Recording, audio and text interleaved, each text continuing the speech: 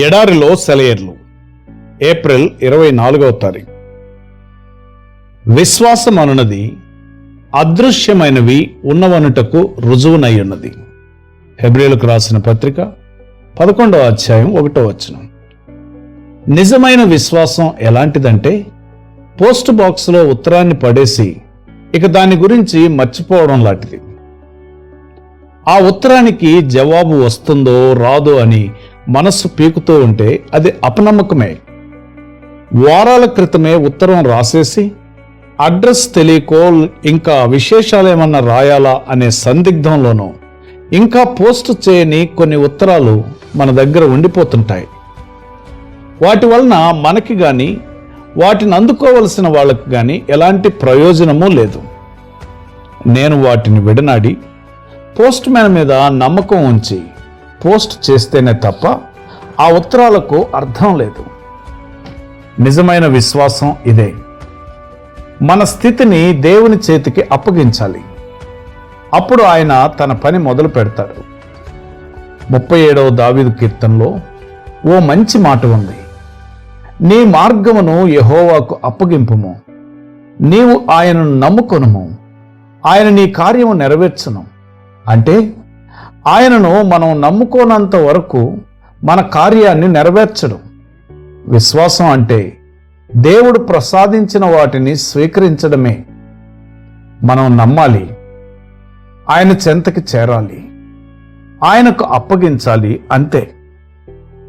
అయితే మన ఆశీర్వాదాలు ఎంత గొప్పవో వాటిని మనం అందుకుంటున్నప్పుడే గ్రహిస్తాము. విధేయతతో వాటిని స్వీకరించేటప్పుడే మనకు అర్థమవుతుంది.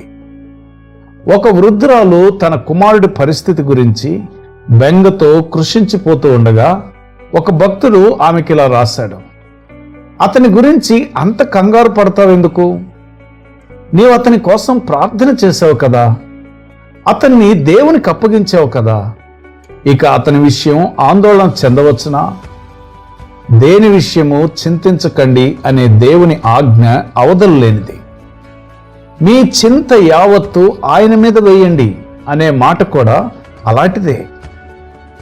మనం మోస్తున్న బరువును మరొకరి మీద వేసినప్పుడు అది ఇక మనల్ని బాధించదు కదా.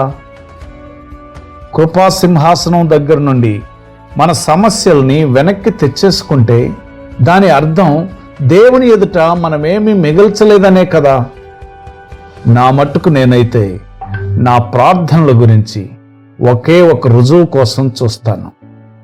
హన్నాలాగా అంతా దేవునికి అప్పగించి లేచిన తర్వాత నా మనస్సులో ఇక ఏమీ ఆందోళన లేకుండా, నా హృదయంపై ఏమీ భారం లేకుండా ఉన్నట్లయితే నేను విశ్వాసంతో ప్రార్థన చేశానని తెలుసుకుంటాను. అలా కాక నా భారాన్ని నా వెంట వెనక్కి తెచ్చేసుకుంటే నేను అప్పటిదాకా చేసిన ప్రార్థన విశ్వాసరహితమని, అంటే విశ్వాసం లేనిదని అర్థం చేసుకుంటాను. నిజమైన విశ్వాసం దేవుని మీద పెట్టిన భారాన్ని మరలా వెనక్కి తెచ్చుకోదు. అలాంటిది విశ్వాసమే కాదు. కనుక